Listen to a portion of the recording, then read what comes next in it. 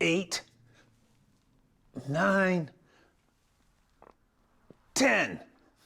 Are you a half repper? I see this all the time in the commercial gym I go to. People half repping. That is doing a half a repetition as opposed to a whole repetition.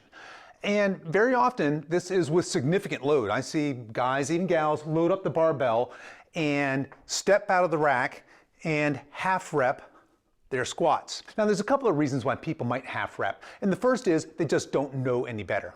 So this was me when I first went to the gym, gosh, probably 10 years ago now. Went to a Globo gym, had no clue what I was doing, but I was watching the other, specifically the guys in the gym at the rack when they were doing their squats, and what I saw was a whole lot of this.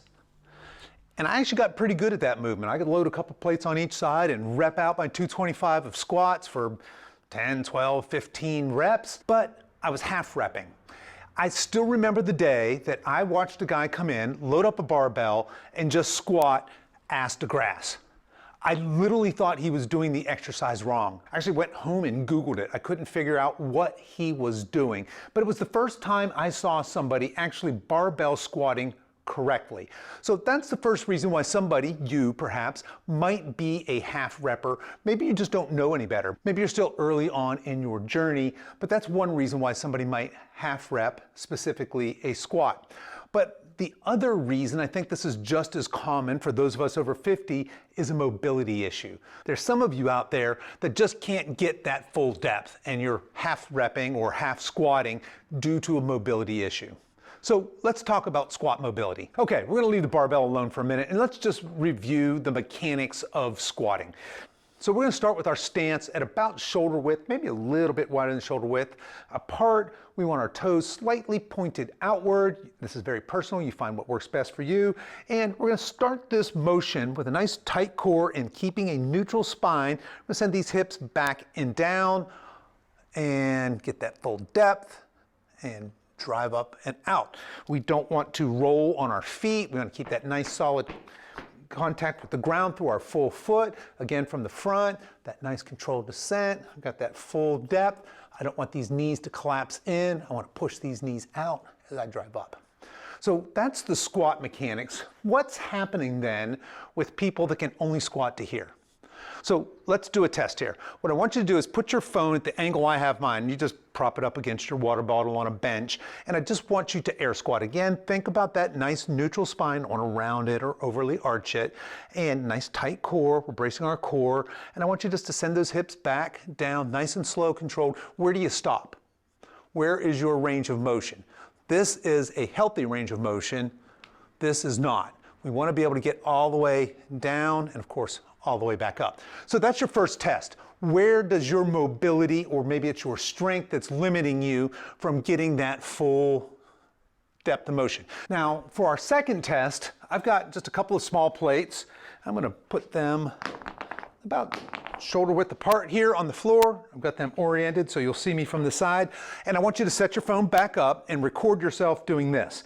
You're going to put your heels on this plate, and you're going to do that exact same squat again. So nice braced core, nice neutral spine, hips back and down.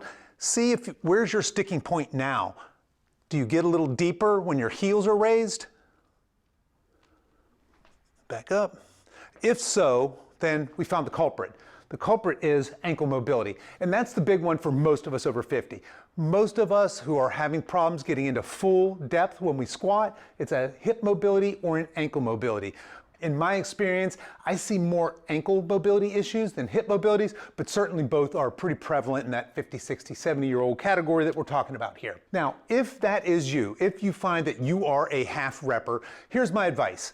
I would stop squatting with weight on the barbell half repping. Now you know, right? So if maybe your excuse was, I just didn't know, that's how other people in my gym squat. I would either drastically reduce the load on the barbell or get rid of the weights altogether and really become a student of that full depth movement to get strong in this motion. Then maybe start with the empty barbell and start loading from there. But making sure that each rep as you increase with weight has that same exact full depth form. Now, if you are the second type of half repper, you're half repping because that's as far as it goes, then I would really strongly recommend that you stop with weighted squats for a while and really focus on ankle or hip mobility. I got a couple resources for you and I'll put them down below here in the notes. But the first is the Over 50 Guide to the Squat. You guys can check that out. I've got a lot of tips there on how to perform the squat correctly. You guys can check that brief video out. I also have another one titled How to Fix Knee Pain While You're Squatting. And while you may not have knee pain, and that may not be something that you experience when you squat, really what that video goes over is hip mobility and ankle mobility issues for people that are feeling the squats in their knees. That's another common complaint I hear a lot of times with some older lifters is, whenever I squat, my knees hurt. And that's almost always going to be a form or mobility issue that's happening there. So there you go. If you are somebody who's a half squatter, I would strongly recommend not surrendering this position and the ability to stand back up out of it. I would work on getting mobile and then getting strong in the full range of the squat.